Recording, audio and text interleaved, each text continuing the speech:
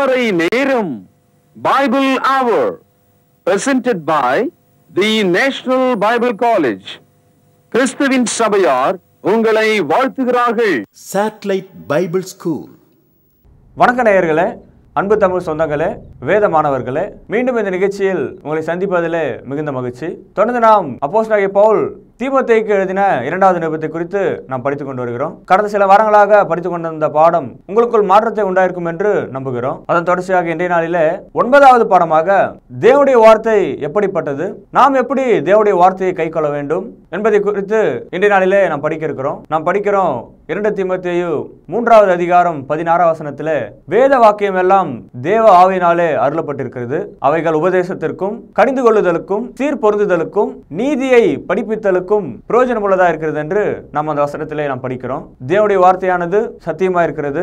நீங்கள் தேவனுடைய வார்த்தையை கை கொண்டு அதன்படி நடப்பீர்களானால் நீங்களே சத்தியவான்களா இருப்பீர்கள். எனவே அன்பு வேத மாணவர்களே, பரிசுத்தவான்களே, தொடர்ந்து இந்த நிகழ்ச்சியிலே சொல்லப்படுகிற வசனங்களை எழுதி கொண்டு நீங்கள் கேட்கிற ஒவ்வொரு ஆரோக்கியமான உபதேசங்களை கேட்டு மனம் திரும்புங்கள். நீங்கள் கேட்கிற இந்த மெய்யான உபதேசங்களை குறித்து மற்றவரிடத்தில் பேசுங்கள். இதை குறித்து விவாதம் செய்யுங்கள். தொடர்ந்து ஜெபம் பண்ணுங்கள். மனம் திரும்புங்கள். இன்றைய நாளிலும் கூட நமது போதகர் டாக்டர் பீட்டர் சாலமோனே அவர்கள் நற்செய்தி அளிப்பார். வணக்கம். தேசிய வேதாம கல்லூரி மாணவ கண்மணிகளே, அருமை தோழர்களே, பெற்றோர்களே, உலகளாவிய என் தமிழ் சொந்தங்களே, உங்கள் அனைவருக்கும் என்னுடைய நெஞ்சார்ந்த புதிய நாள் வாழ்த்துக்கள். இந்த நாட்களில் புதிய ஏற்பாட்டில் சபை, இந்த சபையை எப்படி நடத்துவது, அந்த சபையை எப்படி புரிந்து கொள்வது, அந்த சபையினுடைய உபதேசம் என்ன, சபைக்குள் வாழ்கிற ஆண்களும் பெண்களும் குழந்தைகளும் எவ்விதமாக அழைக்கப்படுகிறார்கள், உணர்த்தப்படுகிறார்கள், அவர்களுக்கான போதனை என்ன. ஒரு கார் வாங்குகிறோம், ஒரு மேனுவல் கொடுக்குறான். ஒரு டிவி வாங்கினா அதுக்கு ஒரு மேனுவல் கொடுக்குறான். டூ அண்ட் டூ நாட் என்று எதை செய் எதை செய்யக்கூடாது என்றெல்லாம் சொல்லுகிறான். அது மாதிரி சபையினுடைய ஒரு மேனுவல், கையேடு போல இந்த சபையை எப்படி நடத்துவது என்று போதிக்கிறார். நான் பலமுறை இதை சொல்லி நான் ஓய்ந்து விட்டேன். மக்களும் அதை சின்சியராக கவனமாக அதை கவனிக்க மனமில்லாமல் போகிறார்கள். அன்பு தாயே, தகப்பனே, வாலிபனே, போதகரே, நீங்கள் அந்த சபை கட்டடத்துக்குள் உள்ளே வரும்போது, உங்கள் காலடிகளை உள்ளே கொண்டு வரும்போது, அந்த ஆலயம், அங்குள்ள மக்கள் எவ்விதமாக இருக்க வேண்டும், எவ்விதமாக நடக்க வேண்டும், எவ்விதமாக பாட வேண்டும், எவ்விதமாக காணிக்கை அருள வேண்டும், எவ்விதமாக நற்செய்தி போதிக்கப்பட வேண்டும், கர்த்தருடைய திருவிருந்து எவ்விதமாக வழங்கப்பட வேண்டும், எவ்விதமாக ஜெபிக்க வேண்டும், இதெல்லாம் எனக்கு தெரியுங்க. நாங்கள் காலகாலமாக செஞ்சிட்ருக்கோம். நீங்கள் அப்படி சொன்னால் அது உங்களுடைய அபிப்பிராயம், பாரம்பரியம், யாரையோ பார்த்து யாரோ நடக்கிற ஒரு விஷயம். புலியை பார்த்து பூனை சூடு போட்டு கொண்டதான், அந்த மாதிரியான நிலையில் நீங்கள் இருக்கீங்க. பவுலடியார் தமது அன்பின் குமாரனாகிய தீமோத்தேயுக்கு திரும்ப திரும்ப திரும்ப திரும்ப ஒன்று சொல்லிகிட்டே இருக்கார். அது என்னன்னா, நான் என்ன போதிக்கிறேனோ அதை மட்டும் நீ போதிக்க வேண்டும் என்று சொல்கிறார். அப்படியானால் பரிசுத்த ஆவியினால் ஏவப்பட்ட அப்போஸ்தலனாகிய பவுல் வீண் வார்த்தைகளையோ, உலகத்துக்குரிய சமாதானத்தையோ, பாரம்பரிய பேச்சுகளையோ, பழைய மதங்களிலிருந்து வடிந்த ரசங்களையோ அவர் சொல்வது கிடையாது. அனைத்தும் தேவனுடைய வார்த்தையாக இருக்கிறது. பாருங்க, 1 தீமோத்தேயு 3வது அதிகாரம் 16வது வசனம், வேத வாக்கியங்கள் எல்லாம் அடிக்கொண்டிடுங்கள், தேவ ஆவியினாலே அருளப்பட்டிருக்கிறது. தேவனுடைய மனுஷன் 1 தேறினவனாகவும் 2 எந்த நற்கிரியை செய்ய தகுதி உள்ளவனாய் இருக்கும்படியாக, 3 அவைகள் உபதேசத்திற்கும், 4 கடிந்து கொள்ளுதலுக்கும், 5 சீர்திருத்தலுக்கும், 6 நீதியை படிப்பதற்கும் பிரயோஜனம் உள்ளதாக இருக்கிறது. ஒரு போதகர் ஒரு பேனாவை கையோடு வைத்துக்கொண்டு ஒரு பேப்பரில் தன்னுடைய செர்மன் அந்த என்ன போதிக்க வேண்டும் என்று எழுதுகிறார். அப்படி எழுதும்போது அவருடைய மனசுக்குள்ள ஏதோ காட்சிகள் வருகிறது. அவர் என்ன நினைக்கிறாரு, இந்த மக்களை எவ்விதமாக கவருவது, அவர்களை எவ்விதமாக மூளைச்சலவை செய்வது, நடுங்க செய்வது, பயப்படுத்த செய்வது, அவர்களுக்கு என்ன சொன்னால் மிரண்டு போவாங்க, என்ன சொன்னால் காணிக்க கொடுப்பாங்க, எந்த வார்த்தையை செழுமைப்படுத்தி கூர்மைப்படுத்த வேண்டும், நல்ல யோசனை பண்ணி திட்டம் பண்ணி தான் ஒவ்வொருத்தரும் பிரசங்கம் பண்ணுவாங்க. அப்படி பிரசங்கம் பண்ணும்போது அதில் நீங்கள் இருக்கவே கூடாது, உங்கள் யோசனை இருக்கவே கூடாது. மாறாக தேவனுடைய வார்த்தை மட்டும்தான் இருக்கணும். அந்த வார்த்தை கூட எதை சொல்ல வேண்டும், எப்படி சொல்ல வேண்டும், எல்லாமே நமக்கு இங்கே படிப்பினையாக போதிக்கப்பட்டிருக்கு. இப்போது கத்தோலிக்கர்னால் அவங்க என்ன சொல்கிறாங்கன்னு நமக்கு தெரியும், புராட்டஸ்டன்ட் மக்கள் என்ன சொல்கிறார்கள் என்று நமக்கு தெரியும், பெந்தேகோஸ்து மக்கள் என்ன சொல்வார்கள் என்று நமக்கு தெரியாது. காரணம், ஒவ்வொரு சபையிலும் ஒன்று ஒன்று சொல்லிட்டு இருப்பாங்க. சகோதரர்களே, ஒரு ராஜா அவருக்கு முன்னால் ஒரு கைதி நிற்கிறார். அந்த ராஜா எதை வேணாலும் முடிவு எடுப்பார். ஒன்று இவனை தூக்கில் போடுங்கன்னு சொல்லலாம், அல்லது இவனை விடுதலை பண்ணலான்னு சொல்லலாம். அப்படிப்பட்ட ஒரு ராஜாவுக்கு முன்னால் ஒரு கைதி நிற்கும்போது கதை சொல்லலாமா, கவிதை பாடலாமா, வேறு ஏதாவது வீண் வார்த்தைகளை பேசலாமா? அவன் நடுக்கத்தோடு பயபக்தியோடு அந்த ராஜாவினுடைய வாயிலிருந்து வருகிற வார்த்தைக்காக அவன் காத்திருப்பான். சகோதரர்களே, தேவாதி தேவனுக்கு முன்பாக நின்று ஊழியம் செய்யக்கூடிய ஊழியக்காரர்கள், அவர்கள் வாயிலிருந்து ஒன்று ஜீவன் வெளிப்பட வேண்டும் அல்லது மரணம் வெளிப்பட வேண்டும். இது ரெண்டு தவிர வேறு எதையும் நம்மால் சொல்ல முடியாது. So life and death it is on your tongue. மரணமும் ஜீவனும் உன் வாயில் இருக்கிறது. அப்போ தேவ சமூகத்தில் துணிகரமாக நீங்கள் பேசக்கூடாது. சகோதரர்களே, 3வது அதிகாரம் 16-17 வசனத்தில் ஒரு முக்கியமான செய்தியை நீங்கள் கவனிச்சிங்க. பைபிள் என்பது தேவனுடைய ஆவினால் கொடுக்கப்பட்ட வார்த்தைகள். அதனால்தான் நம்ம பைபிளுக்கு தலைப்பாக பரிசுத்த வேதாகமம் என்று நாம் அச்சிட்டிருக்கிறோம். ஹோலி பைபிள் என்று சொல்கிறோம். 2வது ஆதியாகமம் 1:1 வெளிப்படுத்தல் 22-21 வரைக்கும் எல்லா வார்த்தைகளும் தேவ ஆவினால் வழங்கப்பட்டது. பழைய ஏற்பாடும் சரி, புதிய ஏற்பாடும் சரி. வேத வாக்கியங்கள் அப்படின்னு நீங்கள் படிச்சோம்ல, அதுக்கு என்ன அர்த்தம்? இங்கிலீஷில் ஆல் த ஸ்கிரிப்சர்ஸ்னு வந்திருக்கு. ஆல் த வேர்ட்ஸ்னா அதுக்கு ஒரு அர்த்தம், ஆல் த ஸ்கிரிப்சர்னா அதுக்கு ஒரு அர்த்தம் இருக்குது. வார்த்தைகள் என்பதுக்கும் வேத வாக்கியங்கள் என்பதுக்கும் வேறுபாடு இருக்குது. வேத வாக்கியங்கள்னு சொன்னால் பல வார்த்தைகள் ஒன்றிணைத்தால் அது ஒரு முழு செய்தியாக வரும். நான், நீ அப்படின்னு சொல்லினா அர்த்தம் வராது. முழுக்க நாம் என்ன செய்கிறோம், என்ன பேசுகிறோம் என்ற தகவலை பல வார்த்தைகள் ஒன்றடக்கினால்தான் அது ஒரு செய்தியாக ஒரு வரியில் அது சொல்லப்பட முடியும். அதனால்தான் பைபிளை வேத வாக்கியங்கள் என்ற சொல்ல இங்கே பயன்படுத்தியிருக்காங்க. ஆல் த ஸ்கிரிப்சர்ஸ், வேத வாக்கியங்கள் எல்லாம் மனித ஆவினால் கொடுக்கப்படல, தேவ ஆவினால் கொடுக்கப்பட்டிருக்கு. சரி, தேவ ஆவி எப்படி அவர்களுக்கு கொடுக்கப்பட்டதுன்னா, பின்னால் இருந்து ஒரு ஆள் நம்ம முன்ன தள்ளினா நம்ம கீழே பாய்ந்து கீழே விழுவோம். அதுபோல தேவனுடைய ஆவி அவர்களை ஏவினதான். அப்படி ஏவும் போது அந்த மனிதன் தன் வாயினால என்ன பேசுகிறான், என்ன எழுதுகிறான் என்ற விஷயம் அவனுக்கு விளங்காது. ஆனால் அதையெல்லாம் அவன் செய்வான், அவன் எழுதுவான். அப்படி தான் பரிசுத்த மனிதர்கள் 40 மனிதர்கள் 66 புத்தகங்களை நமக்கு எழுதி தந்திருக்கிறாங்க. அவர்கள் பரிசுத்தாவினால் ஏவி எழுதும் போது சொந்த மூளையை அவர்கள் பயன்படுத்தவில்லை, அவங்களுடைய சொந்த சிந்தனையை அவங்க பயன்படுத்தலை. They were just guided, inspired under the influence of the Holy Spirit to write all the scriptures. இப்படி கொடுக்கப்பட்ட இந்த வசனங்கள் நம்மை தேவனுடைய சமூகத்தில் சரியான மனிதனாக மாற்றுகிறது, சரியான செய்கைக்குரியவனாக மாற்றுகிறது. அப்படி உருவாக்கப்பட்ட தேவனுடைய வசனம் உபதேசமாக, டாக்டர்னாக, டீச்சிங்காக இருக்கிறது.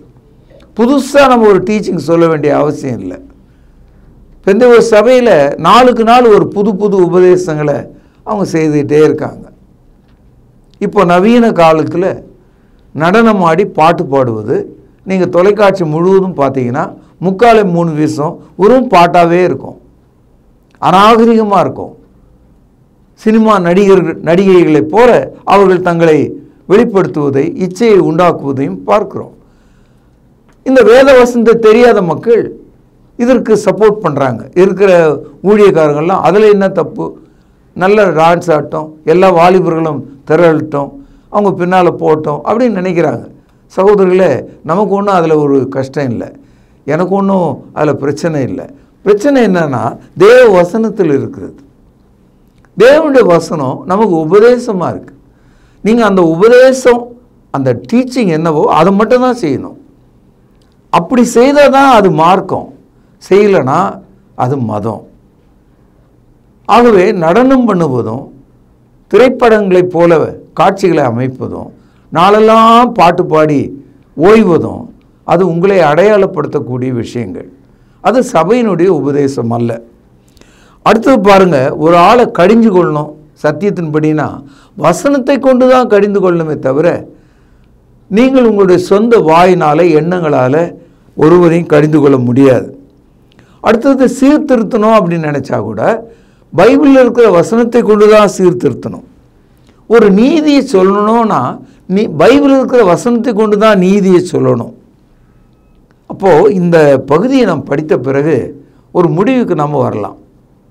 அதாவது 33ஆம் ஆண்டு எருசலேம் நகரத்தில் தொடங்கின கிறிஸ்தவ மார்க்கம் வேத வாக்கியங்களை தன்னுடைய மையப்பொருளாக கொண்டு அதன்படியே நடக்கக்கூடியதாக இருக்கிறது. அதில் எந்த மாற்றமும் இருக்காது. உலகம் தோன்றும் போது சூரியன் வைக்கப்பட்டது, அது மாறவில்லை. சந்திரன் வைக்கப்பட்டது, மாறவில்லை. நட்சத்திரங்கள் வைக்கப்பட்டது, மாறவில்லை. அப்போது தேவனுடைய வசனங்கள் வானத்தில் உள்ள சூரியனைப் போலும், சந்திரனைப் போலும், நட்சத்திரங்களைப் போலும் இருக்கிறது. அவைகள் மாறாது இருக்கிறது. ஆனால் இயேசுனுடைய வருகையில் அவைகள் அழிந்து போகும். தேவ வசனமோ வானமும் பூமியும் அழிந்தாலும் ஒழியாது என்று இயேசு சொல்லுகிறார். அன்பு சகோதரர்களே, அப்போஸ்தலர் நடபடிகள் 17வது அதிகாரத்தில் நான் ஒரு செய்தியை உங்களுக்கு காண்பிக்கிறேன். செய்தியை நீங்கள் படிக்கும்போது இதில் நீங்கள் இருக்கீங்களான்னு பாருங்கள். அப்போஸ்தலர் நடபடிகள் 17வது அதிகாரம் 11வது வசனம், புதிய ஏற்பாட்டில் 188வது பக்கம். அந்த பட்டணத்தார், நல்ல கவனிங்க, பேனாவில் அடிக்கோடிடுங்க, மனோவாஞ்சையாய் வசனத்தை ஏற்றுக்கொண்டு. மனோவாஞ்சைனா தாயின் மார்பிலிருந்து பாலை கவி பிடித்து சப்ப விரும்புகிற குழந்தை மிக ஆர்வமாக இருக்கும். அந்த பகுதிக்கு கொண்டு போகும்போதே குழந்தை வாய் திறந்துட்டு இருக்கும். அதான் குழந்தையினுடைய இயல்பு. மனோ வாஞ்சை என்பது வெறும் வாஞ்சை இல்லைங்க, மனசோடு சேர்ந்த வாஞ்சை. கர்த்தருடைய வசனத்தை கேட்கிற மக்கள் ஒரு இரும்பு மாதிரி, ஒரு மரம் மாதிரி இருக்க முடியாது. அவர்கள் சதையான இருதயமுடையவர்களாக இருக்க வேண்டும். They must have a desire like a baby to suck the milk. மனோவாஞ்சையாய் வசனத்தை ஏற்றுக்கொண்டு. சரி, வசனத்தை ஏற்றுக்கிட்டாங்க, செக் பண்ணுறாங்க காரியங்கள் இப்படி இருக்கிறதா என்று. தினந்தோறும் வேத வாக்கியங்களை ஆராய்ந்து பார்த்ததுனாலே தெசலோனிக்கேயில் உள்ளவர்களை பார்க்கிலும் நற்குணசாலிகளாய் இருந்தார்கள். அதாவது நற்குணசாலிகள். நற்குணசாலினா வாழ்க்கையில் மனதால் சிறப்பான வாழ்க்கை செய்கிறவங்க. நற்குணசாலிகள்னா தேவ பிரியராக இருக்கிற மக்கள். சகோதரர்களே, வேத வாக்கியங்களை மனோவாஞ்சியாக ஏற்றுக்கொண்டு கர்த்தருடைய வசனம் இப்படி தான் இருக்கா, அப்போஸ்தலர் இப்படி தான் சொன்னாங்களா, ஆரம்ப காலத்தில் இப்படி தான் இருந்ததா அப்படின்னு நீங்களும் நானும் இன்றைக்கி முழங்காலில் படிட்டு இதை படித்தோம்னா நமக்கு நல்ல புத்தி இருக்குதுன்னு அர்த்தம். அதை விட்டுட்டு நடிகர்களைப் போல, நாடக நடிகர்களைப் போல கள்ள தீர்க்கதரிசிகள் மத்தியில் இன்றைக்கு சபை விழுந்து கிடக்கிறது. தேவ வசனத்தை நம்ம கவனித்து பார்க்கணும். அதாவது வசனத்தை நான் போதிக்க விரும்புகிறேன் என்று நினைத்தால் அது வசனத்தை மட்டும்தான் சொல்லணும். அதெல்லாம் கூடாதுங்க. அதெல்லாம் அந்த காலம். இப்பொழுது நாம் வாழ்கிற காலம் வேறு. அப்படி இல்லைங்களே. ஞானஸ்தானம் மாறிடுச்சா? பரிசுத்தாவின் வரங்கள் மாறிவிட்டதா? சபையினுடைய மேனுவல் மாறிடுச்சா? இயேசுனுடைய வருகையை நாம் எதிர்நோக்கி இருக்கோமே, அதில் ஏதாவது மாற்றம் இருக்கா? பாவத்தில் ஏதாவது மாற்றம் இருக்கா? பாவ மன்னிப்பில் ஏதாவது மாற்றம் இருக்கா? சில விஷயங்கள் ஆவிக்குரிய விஷயத்தில் எப்போதும் மாறாதவைகளாக இருக்குது. அதனால தான் எபிரேயர் 13:8 படிக்கிறோம், இயேசு கிறிஸ்து நேற்றும் இன்றும் என்றும் மாறாதவராக இருக்கிறார். Therefore you cannot change. அன்பான போதகர்களே, வயது சென்ற போதகர்களே, ரொம்ப வைராக்கியம் கொண்ட போதகர்களே, ரொம்ப படித்த மேதாவிகளே, உங்களுக்குள்ள இந்த தாழ்மையான வார்த்தையை உங்கள் இருதயத்தில் நான் விதைக்கிறேன். வேத வாக்கியங்களை மனோவாஞ்சியாகவும் காரியங்கள் இப்படி இருக்கிறதா என்று நீங்கள் அதை குறித்த சிந்தனை உள்ளவர்களாகவும் இருக்கும்படியாக உங்களை நான் கேட்கிறேன். 2 தீமோத்தேயு 3:10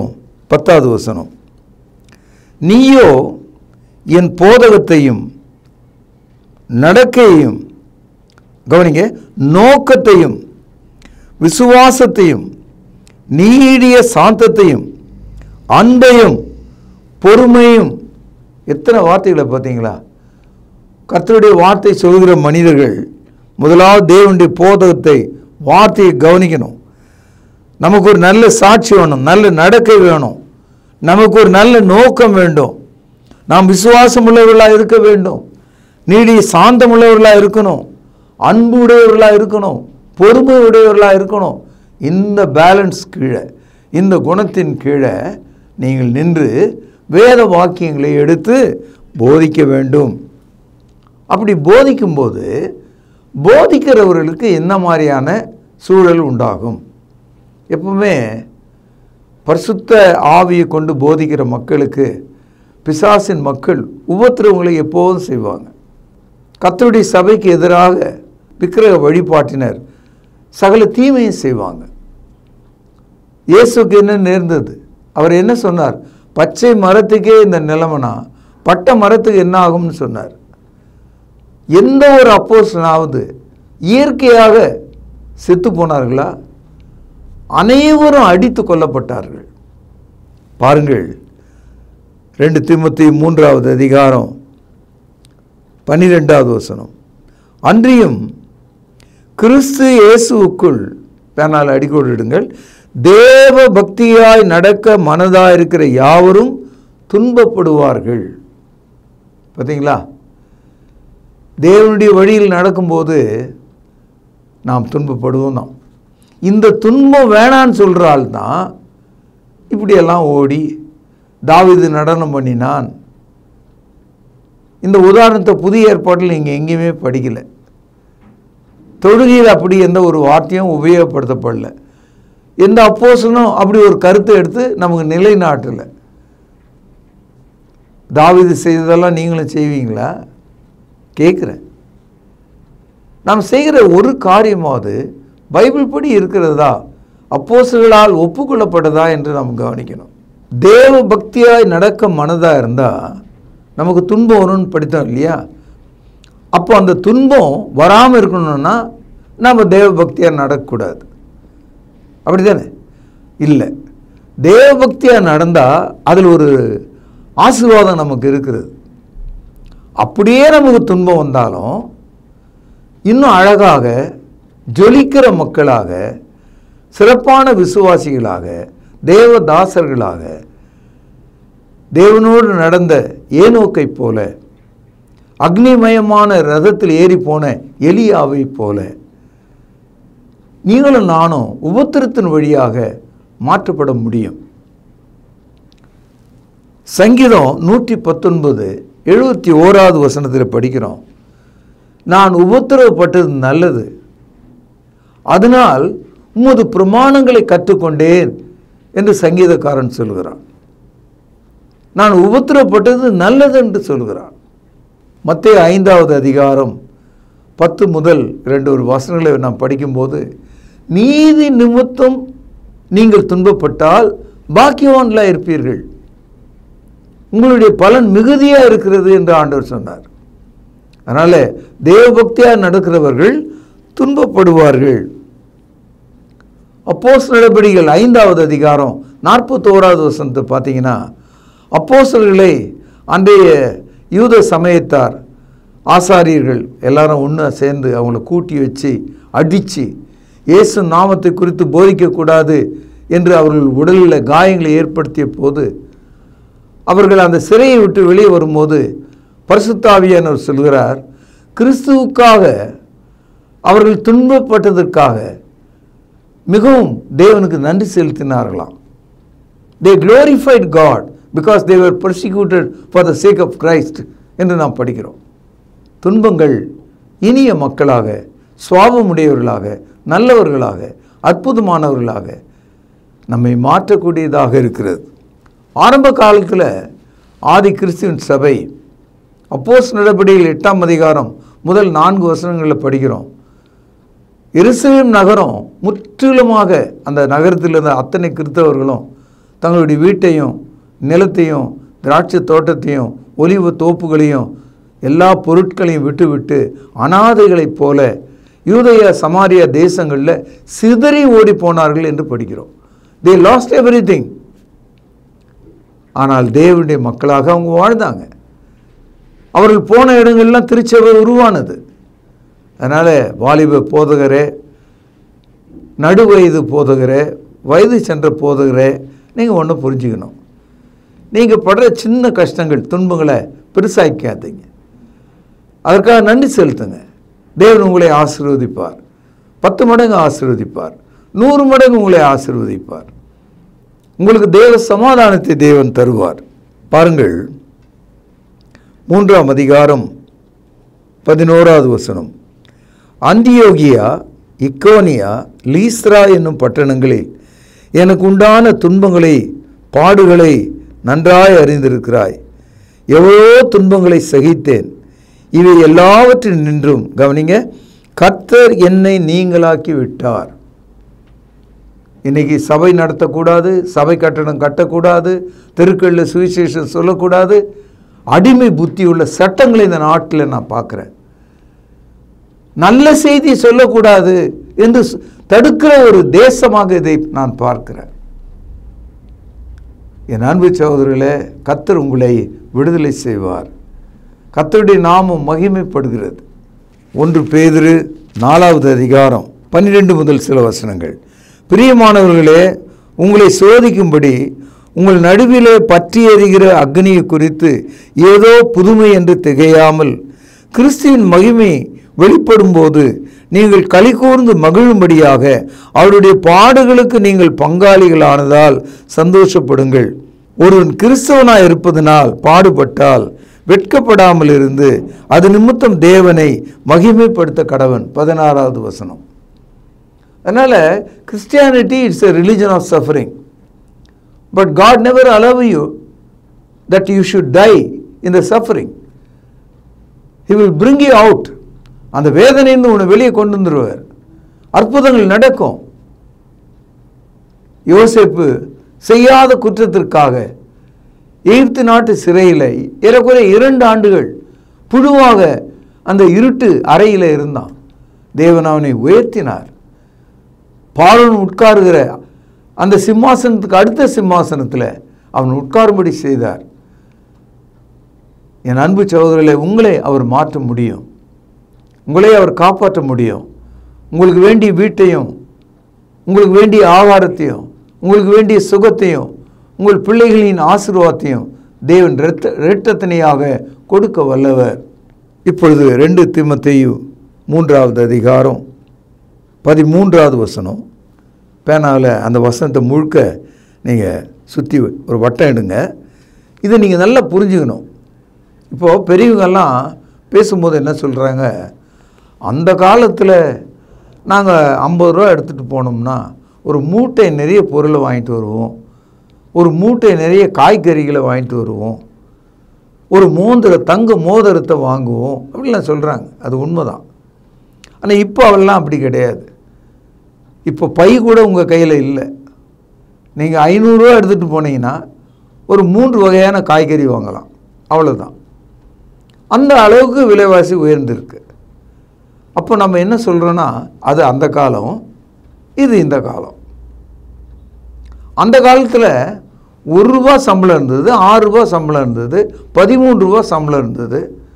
ஒரு போலீஸ்காரர் வாங்கின சம்பளம் 13 ரூபா தான். ஆனால் இன்றைக்கி அப்படி இல்லை. அவருடைய சம்பளம் 33,000 ரூபா ப்ளஸ் வேறு கூடுதலாக படிகள் என்ற பெயரில் அது ஒரு 13,000 ரூபா இருக்கும். ஒரு சாதாரண காவல்காரருக்கு இவ்வளோ சம்பளம். சாதாரணமாக எந்த ஒரு தொழிற்சாலையிலும் மக்களுக்கு ஏராளமான வருமானம் இருக்கிறது நம்ம பார்க்க. அது ஒரு காலம், இது ஒரு காலம். ஆனால் இந்த விலைவாசிகள் குறையுமா அப்படின்னு ஒரு கேள்வி கேட்டிங்கன்னா ஒரு நாளும் குறையாது. எனக்கு தெரிந்து 50 காசுக்கு 1 கிலோ தக்காளி விற்றார்கள். எனக்கு தெரிந்து ஒரு காலகட்டத்தில் 150 ரூபாய்க்கும் 200 ரூபாய்க்கும் 1 கிலோ தக்காளி விற்றாங்க. தக்காளி விலை இறங்கிடும்னு சொல்லிகிட்டே இருப்பாங்க. விற்காத தக்காளி வேணால் இறங்குமே தவிர நல்ல தக்காளி எப்பொழுதுமே ஏறிட்டே போகும். ஏறின விலை இறங்குனது தான் வரலாறே கிடையாது.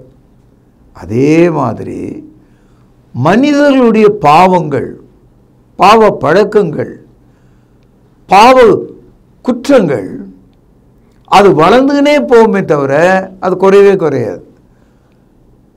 இப்போது சபையை நம்ம எடுத்துக்கிட்டோம்னா சபையில் உள்ள கள்ள போதகர்கள், கள்ள தீர்க்கதரிசிகள், மத வியாபாரிகள், மத துரோகிகள் இவங்கெல்லாம் ஒழிஞ்சு போவாங்க, ஒழுங்காயிடும் எல்லாம் அப்படின்னு நினச்சிக்கிட்டு நம்ம ஆளுங்க, வயசான ஆளுங்க அங்கேயே உட்காந்துட்ருக்கோம். ஒரு நாளும் ஒழியாதான். மென்மேலும் மென்மேலும் அவர்கள் கெட்டு தான் போவார்களாம். இன்றைக்கு இருக்கிற உலகம் இன்னும் மோசமான நிலைக்கு தான் தள்ளப்படுது. இன்றைக்கி ரொம்ப நாகரிகமாக ஆணோடு ஆண் வாழ்வதையும் பெண்ணோடு பெண் வாழ்வதையும் மானகெட்ட ஜென்மம் அப்படின்னு சொல்கிறதுக்கு பதிலாக கௌரவமான குடும்பமாக மக்கள் பார்க்குறாங்க. தேச சட்டங்கள் அவர்களுக்கு பாதுகாப்பாக ஏற்றப்படுகிறது. ஏன்னா அன்பு சகோதரர்களே, இப்பொழுது இருக்கிற ட்ரெண்ட் செட்டிங் என்னன்னு கேட்டால் லிவிங் டுகெதர். யாரோ ஒரு ஆள் யாரோ ஒரு பெண் சேர்ந்து வாழ்வாங்க, 10 வருஷம் கூட வாழ்வாங்க, என்னைக்கு வேணாலும் பிரிஞ்சு போவாங்க. இப்படிப்பட்ட மிருக வாழ்க்கை இந்த நவீன காலத்தில் உண்டாயிருக்கிறது. இன்னும் போக போக போக இன்னும் மோசமான நிலைக்கு தான் இந்த சமுதாயத்தினுடைய மொராலிட்டி மாறிக்கொண்டே இருக்கும். பரிசுத்த ஆவியானவர் இந்த வசனத்தில் அதான் சொல்கிறாரு. கவனிங்க, 13வது வசனம். பொல்லாதவர்களும் எத்தர்களுமானவர்கள், எத்தர்னா திருடன்னு அர்த்தம். பொல்லாதவர்களும் எத்தர்கள் மாணவர்கள், கவனிங்க, மோசம் போக்குறவர்களாகவும் மோசம் போகிறவர்களாகவும் மென்மேலும் கேடு உள்ளவர்கள் ஆவார்கள். ஏற்கனவே மோசம் போயிட்டுருக்கோம், இன்னும் அதிகமான மோசத்தை அவர்கள் கொண்டு வருவார்கள், இன்னும் அதிக கேடு உள்ளவர்களாக மாறுவார்களாம். இது ஒரு தீர்க்க தரிசனம். இயேசு கிறிஸ்துவினுடைய 2வது வருகையின் போது அன்றைக்கு பைபிளில் நாம் படிக்கிற சோதேம் குமாராவை போல 1000 மடங்கு கொடுமையான மனித கூட்டத்தை நாம் சந்திக்க இருக்கிறோம். என்ன அன்பு தாயே, தகப்பனே, வாலிபனே, போதகரே, இந்த வசனத்தை நம்ம ஜீர்ணிக்கவே முடியாது. படித்தா நம்முடைய மனசு வெடிக்கிற மாதிரி இருக்குது. என்ன சொல்கிறார் பாருங்க. பொல்லாதவர்களும் எத்தர்களுமானவர்கள் மோசம் போகிறவர்களாகவும் மோசம் போகிறவர்களாக இருந்து மென்மேலும் கேடு உள்ளவர்களாவார்கள். அப்படினால் போதகர்களே, திருச்சபையின் ஊழியர்களை, the world will be better tomorrow, இந்த உலகம் எல்லாம் சரியாயிடும், ரொம்ப நல்லா இருக்கும் அப்படின்னு நீங்கள் சொல்கிறதுக்கு சான்ஸே கிடையாது. as the days are in the future are going to be more evil, கொடுமையான காலத்தை நோக்கி நாம் போகிறோம். இன்றைக்கு இருக்கிற இந்த உலகம் எந்த நொடி பொழுதிலும் ஒரு அணுகுண்டு போரினால் அழியக்கூடியதாக இருக்கிறது. உலகம் முழுவதும் மனிதர்கள் ஒருவரை ஒருவர் மதிப்பதில்லை, நற்குணம் இல்லை, தேசங்கள் ஒருவரை விட்டு ஒருவர் பிரிந்திருக்கிறார்கள். at any time there will be a world war. என் அன்பு சகோதரர்களே, இவர்கள் மத்தியிலே நாம் இருக்கிறோம். 14ஆம் வசனம், நீ கற்று நிச்சயித்து கொண்டவைகளில் நிலைத்திரு, அவைகளை இன்னாரிடத்தில் கற்றாய் என்று நீ அறிந்திருக்கிறாயே. என்ன சொல்கிறாரு? இதுவரைக்கும் நீங்கள் என்ன பாடம் படிச்சீங்களோ, சத்தியத்தை தெரிஞ்சுக்கிட்டீங்களோ, அதில் நில்லுங்க. இப்படி உங்களுக்கு போதித்த அந்த சகோதரனையும் நினச்சி வச்சுங்க. மோசம் போகாதீங்க. நேற்று வரைக்கும் தப்பாக போனோம், இன்னையிலேருந்து சரி பண்ணிக்கலாமே. நீங்கள் கற்று நிச்சயித்தவைகளில் நிலைத்திருங்கள். அதுதான் நான் சபையை பார்த்து சொல்லுகிறேன். நேற்று அப்படி இருந்தோம், தெரியாமல் போச்சு, இன்றைக்கி நாம் சரி பண்ணிக்கலாம் இல்லையா? எல்லாவற்றையும் சரி பண்ணிக்கலாம் இல்லையா? நாம் என்ன அடிமைகளா? யாரை பிரியப்படுத்துவதுக்கு சபைக்கு போகிறோம்? தேவனைத்தானே. யாரை மகிமைப்படுத்துவது சபைக்கு போகிறோம்? தேவனைத்தானே. யாரை தொழுது கொள்ள சபைக்கு போகிறோம்? தேவனைத்தானே. அப்படியானால் தேவனுக்கு பிரியமாக இருக்கிற மனுஷன் தன் தவறை திருத்திக் கொள்வது நியாயம்தானே. அதுதான் கூடாது அப்படின்னு இந்த பழைய தலைமுறை பேசுகிறது. அதனால் தேவ வசனத்தை நீங்கள் உறுதியை பற்றி கொண்டு நீங்கள் ஞானமுள்ள இருதயத்தோடு நல்ல விசுவாசிகளாக இருக்க உங்களை ஆசீர்வதித்து இந்த பாடத்தை நிறுத்துகிற. இதனுடைய தொடர்ச்சியை நாம் கவனிக்கலாம். பிரார்த்தனை செய்வோம்.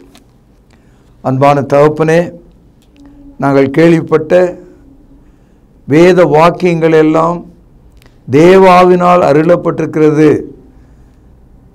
அவைகள் எல்லா வழியிலும் எங்களை சீர்படுத்தக்கூடியதாக, உறுதிப்படுத்தக்கூடியதாக, தேவ பக்தி உள்ள மனிதனாக மாற்றக்கூடியதாக இருக்கிறது. அதற்காக நன்றி செலுத்துகிறேன். கேட்ட மக்களை ஆசீர்வதியும். ஆண்டவர் இயேசுவின் பெயரால் மிகவும் தாழ்மையாய் வேண்டிக் கொள்கிறேன். ஜீவனுள்ள எங்கள் நல்ல பிதாவே, ஆமென். அன்பானவர்களே, புதிய ஏற்பாட்டு தொழுகைக்கு திரும்புங்கள். இடம் YMCA வளாகம், ஹைகோர்ட் எதிரில், பிரதி ஞாயிறு காலை 11 மணி அளவில் அன்புடன் அழைக்கிறோம். Come and worship with us every Sunday at 11 AM, YMCA Hall, opposite High Court, Parish Corner. கர்த்தாவே, தேவர்களில் உமக்கு பானவர் யார்? வானத்திலும் பூமியிலும் உமக்கு பானவர் யார்? உமக்கு பானவர் யார்? உமக்கு பானவர் யார்? வானத்திலும் பூமியிலும் உமக்கு பானவர் யார்? வானத்திலும் பூமியிலும் உமக்கு பானவர் யார்? தொடர்பு கொள்ள வேண்டிய முகவரி: திருமறை நேரம், 58 சர்ச் தெரு, குமரன் நகர், சென்னை 6,82,000. தொலைபேசி எண் 044255008882. செல்போன் 9385500882.